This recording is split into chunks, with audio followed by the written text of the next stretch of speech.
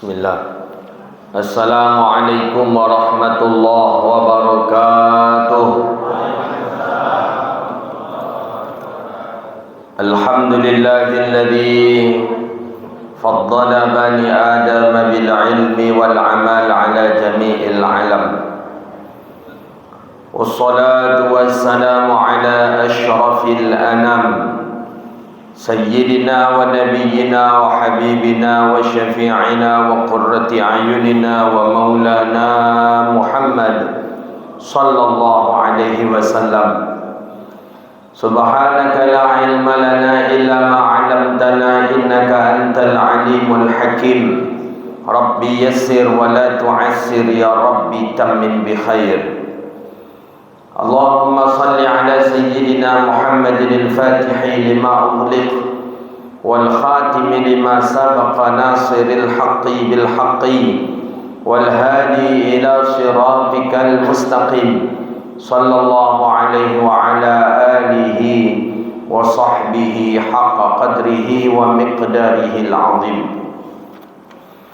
Kita memuji Allah dengan mengucapkan alhamdulillahi rabbil alamin. Dengan izin Allah kita bisa duduk di majlis dan di tempat yang mulia ini. Kita berdoa kepada Allah, mudah-mudahan selama kita duduk di sini Allah ampuni dosa kita. Amin. Allah terima amal ibadah kita. Allah jauhkan kita dari bala dan wabak. Amin ya rabbal alamin. Salawat dan salam kepada Nabi yang agung, Nabi yang mulia, Sayyidina Rasulullah Muhammadun sallallahu alaihi wasallam. Allahumma salli wa sallim ala Sayyidina Muhammadin wa ala alihi wa sahbihi ajma'in. Bapak Ibu hadirin yang dirahmati Allah Subhanahu wa taala, menjelang salat fardu isya, azan fardu isya berkumandang, kita akan mengkupas satu buah hadis Nabi sallallahu alaihi wasallam di dalam kitab Jami'us Shaghir fi ahaditsun basyirun nadhir. Hadis ini sahih di dalam sahih Imam Muslim dan di dalam Musnad Imam Ahmad ibn al-Hanbal. Qala, apa bunyi hadis? Hadis ini berkaitan dengan fadlun Muhammad, tentang keutamaan Nabi Muhammad, keutamaan umat Nabi Muhammad. Nabi Muhammad, umat Nabi Muhammad. Ma yata'allaqu bihi syarfatan, sesuatu yang berkaitan dengan Nabi itu termasuk mulia. Apapun umat Nabi mulia, pakaian Nabi mulia, ibadah Nabi lebih mulia lagi. Apapun yang berkaitan dengan Rasulullah ikut mulia. Dan bahkan dengan pembantunya baginda Nabi pun ikut mulia, Sayyidina Anas bin Malik. Maka kita sebagai umat Nabi Muhammad mulia. Apa kemuliaan kita? Pertama, awal atani babul jannah yaumal qiyamah fa astaftihu. Dikatakan dalam sebuah hadis sahih dalam Sahih Muslim, kata Nabi, aku datang ke pintu surga, kata Rasulullah. Nanti setelah yaumil hisab, Nabi pertama kali orang yang sampai ke pintu surga. Fa astaftihu, aku minta buka, kata Rasulullah. Fa astaftih, buka pintu, kata baginda Nabi. Fa yaqulu khazin, berkata khazin. Khazin ni yang menjaga surga, malaikat apa namanya? Ridwan. Kata malaikat Ridwan, man anta, siapa engkau? Jadi malaikat Ridwan ko dalam surga, Nabi dari luar. Jadi malaikat Ridwan tu sampai gini mesti dalam surga malaikat Ridwan. Jadi menjaga pintu tu di dalam. Berbeda dengan kita. Kita menjaga tu di luar menjaga. Kau di dalam.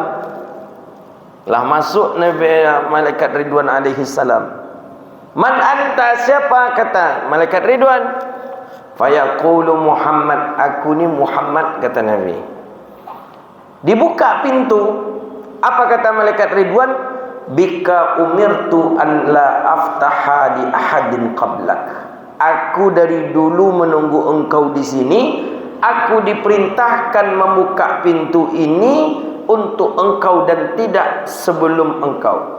Maksudnya kalau ada orang sebelum Nabi Muhammad masuk tak dibuka, tapi kalau Nabi Muhammad lah masuk, dibukalah pintu tu. Maka orang yang pertama kali masuk pintu surga adalah Nabi Muhammad sallallahu alaihi wasallam.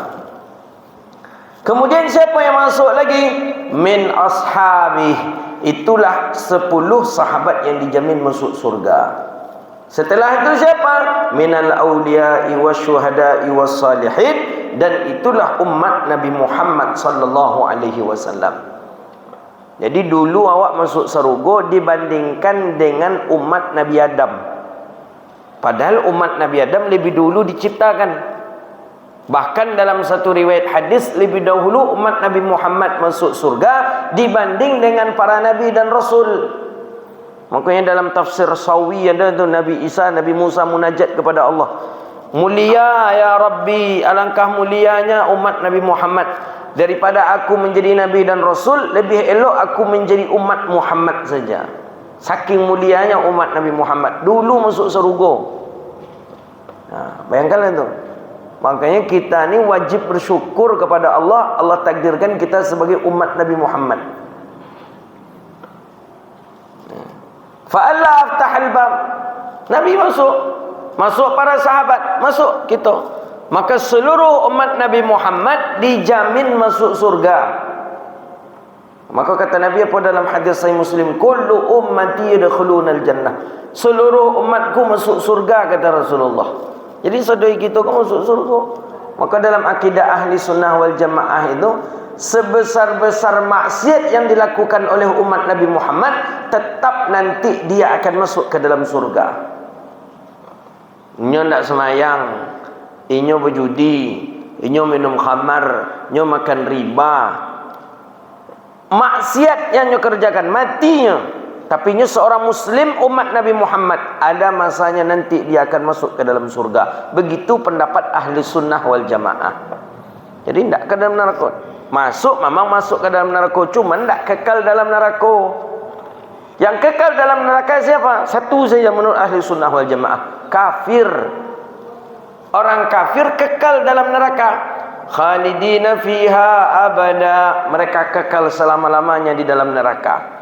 Kalau kita orang muslim, semaksiat apapun yang dikerjakan, sebesar apapun maksiat ia kerjakan, dia nanti akan berkesempatan masuk ke dalam surga Allah. Begitu dalam akidah kita ahli sunnah wal jamaah. Tapi yang memang dia puyan dosanya di neraka dulu, dihabiskan dulu di neraka. Ya, kalau dalam kita baca syarahan hadis tu, fiha alamah katanya. Inyo keluar dari neraka masuk ke surga itulah ada tandonya. Jadi kalau ada tando tu bersobok dawak besok di surga, berarti orang tu dari neraka lah. Apa tandonya itu yang tak tahu tando entah jas oren dan cendol KPK tu pula jas nak tahu di kita. Cuma memang fiha alamah, dia punya tanda. Tanda itulah. Tapi yakin kita umat Nabi Muhammad masuk ke dalam surga Allah Subhanahu wa taala. Nah, ini. Ya dihisaplah dosanya, dihabiskan dosanya. Nah, jadi umat-umat Nabi yang lain belum masuk ke dalam surga. Dengan umat Nabi Adamnya, dengan umat Nabi Nuhnya, dengan umat belum masuk tu.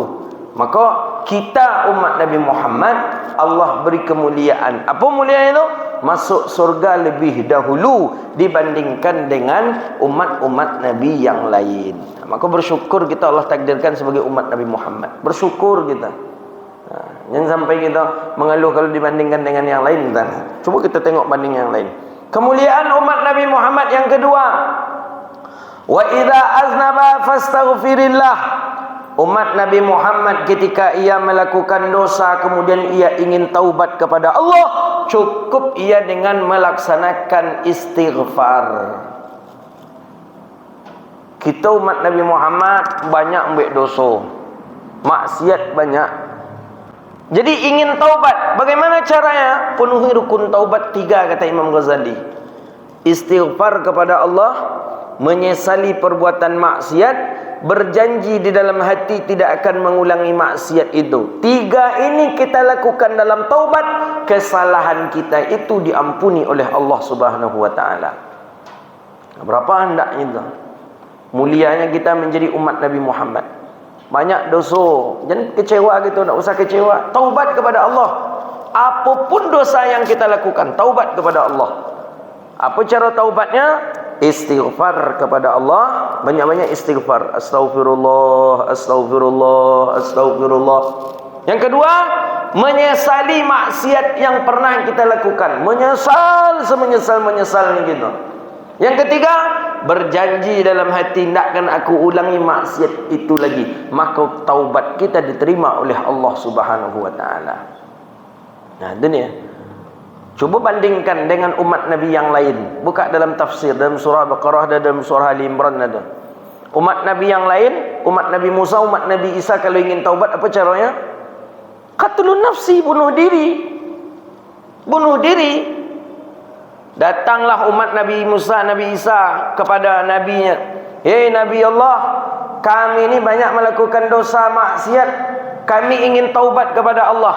Kecek nabinya, jadi tak apa dah, nanti dikumpulkanlah di satu tempat lapangan. Gelap gulita, tak ada cahaya. Tengok dalam tafsir ada itu. Masing-masing memegang senjata tajam, pisau. Qatlun nafsi, ada aba-aba, bunuh diri. Kalau mereka sudah bunuh diri, maka taubat mereka sudah diterima oleh Allah Subhanahu wa taala. Begitu syariat Nabi dulu, Pak. Nah, kan payah dah. Kalau berlakulah syariat Nabi dulu tu di kini, tak kena ada orang bertaubat. Lantaklah berdosa ayat lah katanya. Tak kena ada taubat. Nah, berapa istimewanya kita umat Nabi Muhammad. Berapapun banyak dosa, istighfar kepada Allah. Berjanji tidak akan melakukannya lagi, menyesali maksiat itu, Allah ampuni dosa kita. Kita tak ada bunuh diri taubat dah, Pak. Justru bunuh diri itu haram dalam syariat kita, termasuk perkara dosa besar. Tapi bagi syariat Nabi dulu, bunuh diri itu cara taubat. Kalau ingin taubat, bunuh diri. Nah, bayangkan mulianya syariat Nabi kita Muhammad sallallahu alaihi wasallam. Maka la tai'as min rahmatillah, jangan berputus asa dengan rahmat Allah. Apapun maksiat, walaupun memenuhi langit dan bumi, walaupun sebanyak buih yang ada di lautan, kata hadis Nabi, kalau kita datang kepada Allah untuk minta ampun, innahu kana ghaffara, Allah akan mengampuni segala dosa kita. Jangan berputus asa, Pak. Dan macam main bola tu bersobok je orang apak tadi lah berumur 62 tahun dak jo ke masjid apak tu. Dak jo duduk ke majlis ilmu nak amu, ke masjid nak amu. Tanya, apa apak ndak je datang ke masjid lepak? Apa guna dan ke masjid tu ustaz keciknya lah. Percuma nya keciknya lah. Kalau hitung-hitung maksiat dan je umur dan nanti siso ko le keciknya lah, ndak teko jauh dah keciknya lah. Maksudnya lebih banyak maksiatnya le daripada taatnya. Maksiatnya sampai pensiun maksiat dan yang kerajan. Tu tiba-tiba kini taubat. Apa yang kancang mereka 10 tahun umur mereka konyang. Sudah tu mati lagi katanya. Nak kan diterima oleh Allah dah katanya. Jadi apa tu nak ada ke masjid, duduk di majlis ilmu dan ke masjid nak. Jadi orang subuh pergi ke masjid hanya pergi meratan pakai hawai dia terlutut lah. Lah umur lah 62. Kan gaya nak tentu diuntung nama. Ada Pak. Ada. Beko pas ke Friday tu beko tu menditulah tu. Rambutnya tak ada uban dah, rambut bacat. Memang tomboy. Pada umur lah ada yang 68 umurnya tu. Pak kita mau jelaskan, Allah tu Maha Pengampun. Bapak datang kepada Allah, Allah beri waktu walaupun 1 detik, tapi apa taubat kepada Allah, Allah terima. Tak masuk di otak itu dah. Tak mungkin tu dah tak ada, tu dah kecil. Ya namanya orang tak ada pernah duduk di majlis ilmu. Bayangkanlah tu. Syukurlah pak-pak ibu-ibu masih Allah takdirkan umur duduk di masjid, duduk di majlis ilmu. Masih ada orang yang Allah tutup hatinya. Namun datang itu, nak niat je dah. Bayangkanlah tu, percumanya kecilnya kalau terlambat kau katanya nak ada pintu apa. Nak la tayas min rahmatillah. Begitu kemuliaan kita sebagai umat Nabi Muhammad. Jangan putus asa kita. Nah, bertaubat pada Allah, Allah terima. Dibandingkan umat Nabi yang lain, bunuh diri dulu baru diterima taubatnya. Nah, 3. Apa keistimewaan umat Nabi Muhammad? Wa idza, dan apabila ternodai oleh najis akan pakaiannya, fayaghsiluhu bil ma', maka menyuci dia dengan air, maka pakaian itu sudah suci. Itu umat Nabi Muhammad. Pakaianku kena najis karena pakaianku diciri ayam tadi. Cara mensucikannya bagaimana? Dengan air. Buang ciri ayamnya, kemudian datangkan air, hilangkan baunya, hilangkan warnanya, hilangkan. Cuci dengan air. Bersih. Bisa dipakai untuk salat. Bisa. Itu syariat Nabi Muhammad. Kalau syariat Nabi yang lain macam mana? Cuba buka dalam Al-Quran, dalam tafsir. Ingin mensucikan pakaian yang terkena najis, mesti dengan muqata'ah. Tahu apa ibu-ibu muqata'ah? Dipotong. Pakaian kau terkena najis umpamanya, yang bagian siku kau. Itu bambik tadi itu berkorek tu. Dibuang. Menurut mereka air tidak bisa membersihkan pakaian. Itu syariat. Air tak bisa membersihkan sesuatu. Dibuang. Dipotong. Maka dulu tu di zaman Nabi Isa, Nabi Musa ingin menandakan orang tu taat kepada Allah dari sisi pakaiannya. Tengok. Banyak bajunya bertumbuk tu tanda orang taatnya tu. Karena cuk membersihkan pakaiannya. Nah, beda jawab gini. Kalau gini banyak baju bertumbuk tanda orang gila. Kalau dulu tanda orang taat. Nah, berapa kemudahan yang Allah berikan kepada kita umat Nabi Muhammad. Berapa kemudahan. Kau akhir bulan Safar kita kan masuk Rabiul Awal kan. Jangan sampai kita tidak perlu membesarkan maulid Nabi, kelahiran baginda Nabi kita sallallahu alaihi wasallam. Bayangkan dari sisi itu mulia. 4. Wa indahu haut. Nabi Muhammad satu-satunya Nabi yang memiliki telaga. Besok di hari kiamat, telaga itulah bernama Telaga Kautsar. Indi haudi, kata Nabi, aku punya telaga. Telaga itu bernama Telaga Kautsar. Itu Nabi satu-satunya yang memiliki telaga. Siapa yang bisa meminum air dari telaga itu? Min ummatihi, umat Nabi Muhammad sallallahu alaihi wasallam. Berapa nak yang mulia mata? Ketika haus, di padang mahsyar, yang punya telaga cuma Nabi Muhammad.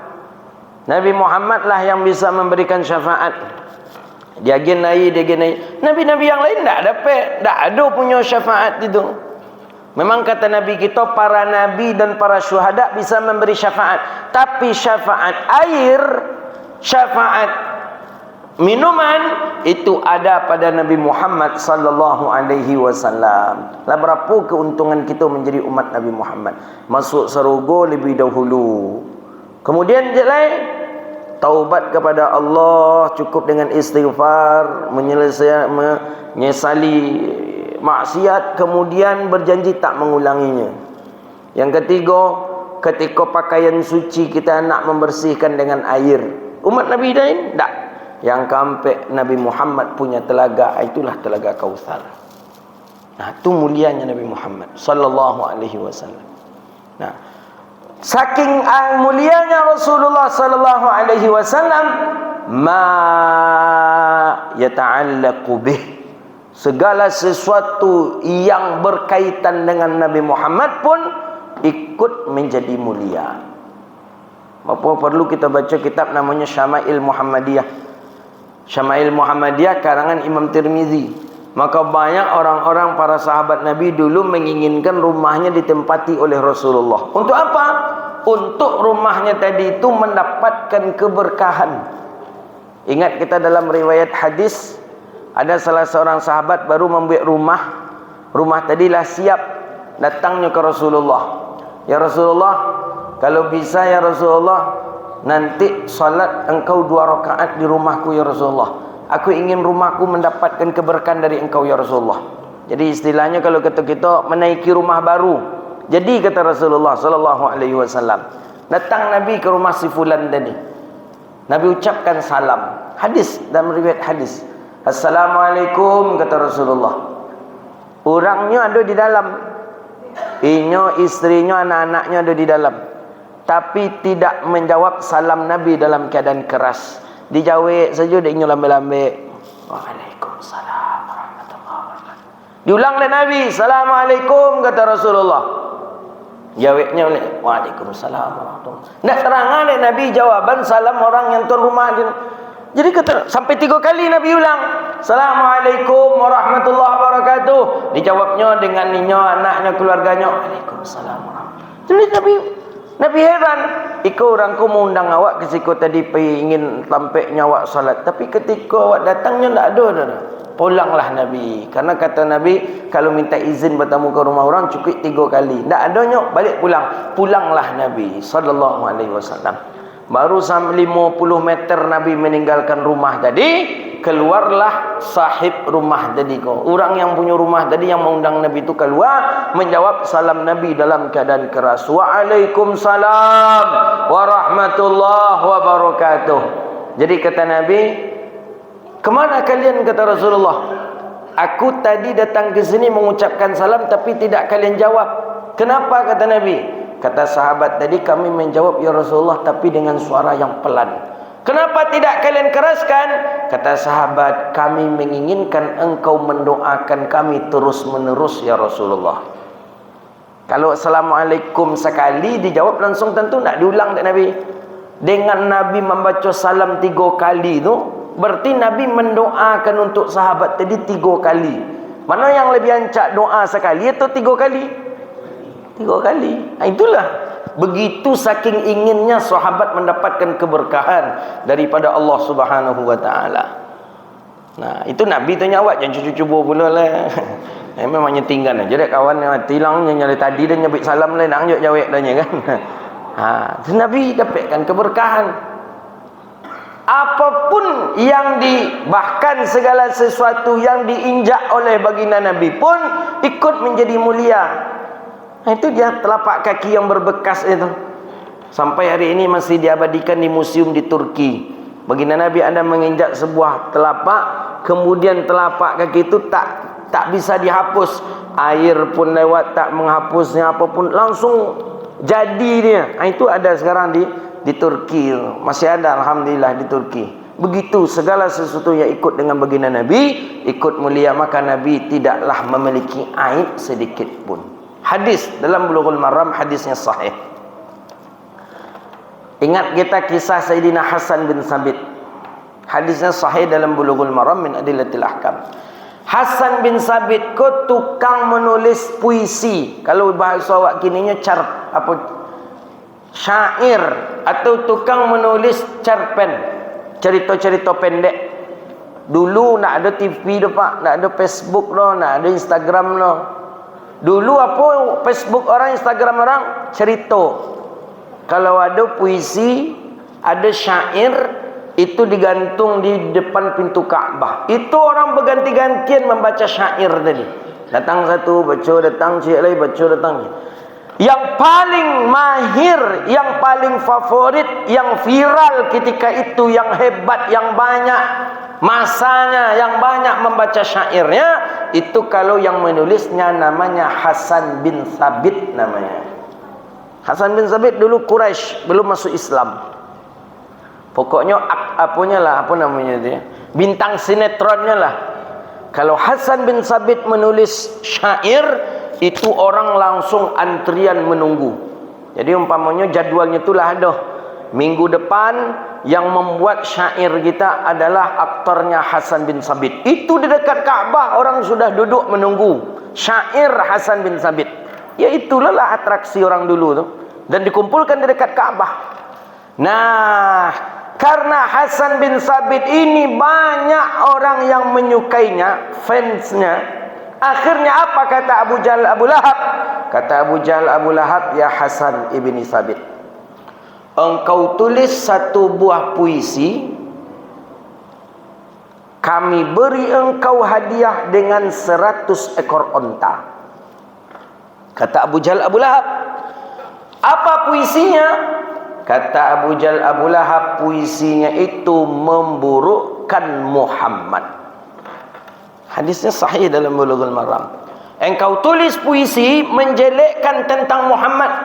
Setelah engkau tulis, nanti engkau gantung di depan pintu Ka'bah, biar orang kafir Quraisy Makkah membaca seperti apa sebenarnya Muhammad yang buruk ini. Jadi diberi hadiah berapa? 100 kunto. Sai kunto 70 juta kali 100 berapa piti tu? 7 miliar. Banyak pitinya tu, 7 miliar. Baik. Okey, kata Hasan bin Sabit. Dari balik gunung ditunggulah Dek Hasan bin Sabit. Nabi lewat. Jadi orang kalau bisa, baru bisa dia mengeluarkan inspirasinya, bisa dia membuat puisi itu kalau nyolah menengok Pak. Tukang puisi Pak suruh membuat puisi sebuah pemandangan, kalau nyolah menengok pemandangan itu, baru bisa dia pindahkan ke sebuah kertas. Hasan bin Sabit dia ingin melihat Nabi Muhammad terlebih dahulu, nanti baru dia akan menulis puisi tentang keburukan Nabi Muhammad SAW. Ditunggu dari balik gunung, mulai dari terbit matahari, mulai Hasan bin Sabit duduk di balik gunung menunggu Nabi Muhammad, karena Nabi lewat di situ tadi. Nabi kok tadi lewat di dekat itu tu. Ditunggulah siang lah tinggi matahari, Nabi kok nak je lewat baru. Sore-sore sampai sore Hasan bin Sabit menunggu, barulah lewat Nabi. Mulai nampak Hasan bin Sabit Nabi Muhammad jalan tu, langsung dipandang oleh Hasan bin Sabit. Tak berkedip sedikit pun mata Hasan bin Sabit melihat Nabi Muhammad. Langkah Nabi, lekuk tubuh Nabi diperhatikan oleh Hasan bin Sabit. Berjalan Nabi sampai tak lo nampak Nabi di mata Hasan bin Sabit. Begitu Hasan bin Sabit memperhatikan Nabi Muhammad jalan. Nabi Muhammad tak sadar kalau dia sedang diperhatikan oleh seorang dari balik gunung. Tak berkedip mata Hasan bin Sabit, berjalan terus sampai Nabi hilang. Tak nampak lagi Nabi oleh mata Hasan bin Sabit. Barulah dituliskan pena di kertas oleh Hasan bin Sabit. Syair, puisi. Orang Makkah, orang kafir Quraisy sudah menunggu puisi tulisan Hasan bin Sabit. Ditulis oleh Hasan bin Sabit. Apa tulisannya? Hadisnya sahih. Wa ahsanu minka lam tara qattu aini wa ajmalu minka lam talidin nisa'u mubarra'an min kulli aibin ka'annaka qad khuliqta kama tasha'u. Dibuat oleh Hasan bin Sabit dalam kertas tadi, digantung di depan pintu Ka'bah. Orang-orang bergantian membaca. Bahkan setelah itu orang banyak bertanya, man huwa? Siapa dia yang dimaksud oleh Hasan bin Sabit dalam syairnya itu? Siapa dia? Siapa dia? Banyak yang datang ke Hasan bin Sabit menanyakan, siapa yang dimaksud dalam syair itu? Kata Hasan bin Sabit, yang aku maksud dalam syair aku itu adalah Muhammad bin Abdullah. Muhammad anak daripada Abdullah. Nampak orang ramai membaca syair itu, dan Abu Jahal Abu Lahab pun datang membaca syair. Ternyata marah. Berbeda dengan titipan dengan yang ditulis. Kita nyuruh tulis tentang keburukan Muhammad, rupanya tentang memuji Muhammad. Akhirnya ditangkap, disiksa, dianiaya, dan bahkan sampai hampir terbunuh Hasan bin Sabit. Untung cepat diselamatkan dan dibawa ke Madinah besoknya untuk berangkat juga hijrah dengan Nabi SAW. Apa isinya tu? Isi puisi tadi, itu ialah yang lampu baca tadi tu. Tak ada PRT ya? Ini bahasa awak ni, memang bahasa awaknya. Wa ahsanu minka lam tara qattu aini. Tidak pernah mataku ini memandang pemandangan yang paling indah selain daripada pandangan hari ini. Inilah pandangan yang paling indah pandanganku. Wa ajmalu minka lam talidin nisa'u, dan dipastikan perempuan yang melahirkannya ini adalah perempuan yang mulia. Khuliqta mubarra'an min kulli aibin, dan dia dilahirkan dengan tidak ada aib, cacat sedikit pun. Ka'annaka qad khuliqta kama tasha'u, seolah-olah dia dilahirkan sesuai dengan keinginannya. Itu. Akhirnya sampailah puisi tadi ke Rasulullah. Hasan bin Sabit pun masuk Islam ketika itu. Orang kafir Quraisy pun yang membaca banyak masuk Islam. Mulai Islam banyak di kota Mekah ketika itu. Mulai lahir di kota Mekah ketika itu. Sampailah singkat cerita hijrahlah Hasan bin Sabit ke Madinah. Hasan bin Sabit hijrah ke Madinah. Setiap saat Hasan bin Sabit kalau rindu ke Rasulullah, Hasan bin Sabit menyanyikan itu di dalam masjid. Cek hadisnya sahih. Menyanyikan itu dalam masjid, menyanyi. Wa ahsanu minka lam tara qattu aini, wa ajmalu minka lam talidin nisa'u, mubarra'an min kulli aibin, ka'annaka qad khuliqta kama tasha'u. Sukanya. Jadi datang Sayyidina Umar. Kata Umar, la taganna fil masjid. Jangan nyanyi-nyanyi di masjid. Jangan berlagu-lagu engkau di masjid. Kata Umar kepada Hasan bin Sabit. Umar marah. Rupanya Hasan bin Sabit ini mampu melawan Umar bin Khattab. Apa kata Hasan bin Sabit? Ya Umar, aku pernah menyanyikan qasidah ini, puisi ini, di tempat ini, di depan orang yang lebih mulia daripada engkau. Di depan siapa maksudnya itu? Di depan Rasulullah. Mengapa engkau marah? Nabi saja tak marah. Akhirnya Umar pun keluar dari masjid dan membiarkan Hasan bin Sabit menggumamkan syair puisinya. Inilah dalil boleh berqasidah di dalam masjid. Bukan bid'ah. Jangan disabit pula itu bid'ah lah. Apa nyanyi-nyanyi dalam masjid sama je Yahudi nyanyi tempat ibadah mereka. Oh enggak, beda Pak. Jangan disamakan. Saya Rabu pertama saya ngaji rutin di Air Tiris. Jadi di situ ada seorang doktor. Doktor ini bukan doktor agama, doktor di umum nih.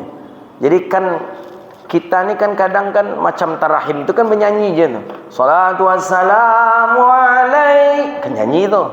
Kadang siap mengaji kan anak-anak membaca Allahumma arhamna bil Quran waj'alhu lana imaman wa nuran wa hudan wa rahmah.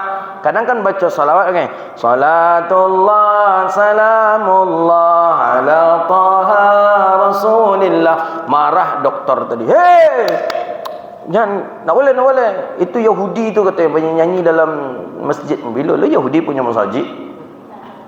Nak boleh, jangan nyanyi, nak boleh, haram ni. Paslah jadual lamba mengaji petang tu dititipkan dari pengurus tentang itu. Ambo baca hadis itu. Pas pula doktor tu hadir, anto aja cuna kucing ni tokok ni. Ya, karena tak bisa hanya membantah karena hadis Nabi sahih. Bahkan ada hadis dalam Sahih Bukhari, orang-orang Ahbash bermain tongkat Nabi di dalam masjid sambil memuji-muji Nabi. Hadis dalam Sahih Bukhari itu. Ada tongkat kecil, dimain-mainkan.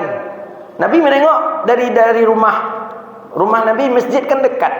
Dari pintu Nabi tagak, Nabi menengok orang Ahbash menari-nari. Hadisnya sahih dalam Sahih Bukhari. Kitab yang paling sahih setelah Quran, Sahih Bukhari, Sahih Muslim. Dalam Sahih Bukhari hadisnya. Nabi tengok. Nampak nengok Nabi tadi, Sayyidah Aisyah tiba. Ditengok. Sayyidah Aisyah pun ikut menonton. Orang pedusi ikut menonton orang menari-nari di dalam masjid berqasidah memuji Nabi. Kecik Nabi ke Sayyidah Aisyah, aturidaha? Engkau suka atraksi ini? Ya Rasulullah. Dibiarkan dek Nabi Sayyidah Aisyah menonton orang Ahbash menari di dalam masjid, menyanyi-nyanyikan qasidah memuji Nabi Muhammad. Wa wada'a khidjah, ditempelkan oleh Sayyidah Aisyah pipinya ke bahu Nabi. Itu sahabat seluruhnya menengok dan memandang. Itu pemandangan yang paling indah di Madinah. Dia tidak ada handphone aja dulu. Kalau ada handphone itu yang paling viral itu. Kalah viral-viral orang hari ini. Pemandangan yang paling indah Nabi dengan isteri. Nah, hadis dalam Sahih Bukhari. Jadi bukan bid'ah, bukan haram, boleh. Hasan bin Sabit berqasidah, Hasan bin Sabit bersyair dalam masjid. Yang tidak boleh itu kalau awak berdangdut, tu ya tidak boleh. Apalagi kalau menyanyi-nyanyi la ilaha tu pegang lo bir atau tuak, nah itu je lah haram. Tapi kalau bernyanyi berqasidah, ya hanana ya hanana ya hanana ya hanana zahara dinul muayyad bidhuri Nabi Ahmad, boleh. Nah, syiar itu syiar. Itu hadis dalam Sahih Bukhari. Nah, maka oleh karena itu Bapak Ibu yang dirahmati Allah, kesimpulan kajian kita, bersyukur kita sebagai umat Nabi Muhammad. Allah takdirkan kita sebagai umat Nabi Muhammad mulia ketimbang dengan umat-umat Nabi yang lain. Bahkan Nabi katakan apa? Al-ulama'u ala ummati kal anbiya'i ala bani Israel. Kata Nabi apa? Ulama pada masa umatku itu sama kedudukannya dengan para nabi di zaman Bani Israel. Maka oleh karena itu syukur kita kepada Allah. Allah takdirkan kita sebagai umat Nabi Muhammad, dan kita bermohon kepada Allah hendaknya kita pun diizinkan oleh Nabi kita nanti mendapatkan syafaatnya dan meminum telaga Kautsarnya. Amin ya rabbal alamin. Hadza wabillahi at-taufiq. Rabbana atina fid dunya hasanah wa fil akhirati hasanah wa qina adzabannar. Allahumma faqihna fid din wa 'allimna at-ta'wil wahdina ila siratikal mustaqim. Rabbana zalamna anfusana wa illam taghfir lana wa tarhamna lanakunanna minal khasirin. Allahumma a'izzal islam wal muslimin. Allahumma ansuril muslimina fi kulli makan ya rabbal alamin. Rabbana atina fid dunya hasanah wa fil akhirati hasanah wa qina adzabannar. Wa sallallahu ala sayyidina Muhammadin wa ala alihi wa sahbihi ajma'in walhamdulillahi rabbil alamin. Assalamualaikum warahmatullahi wabarakatuh.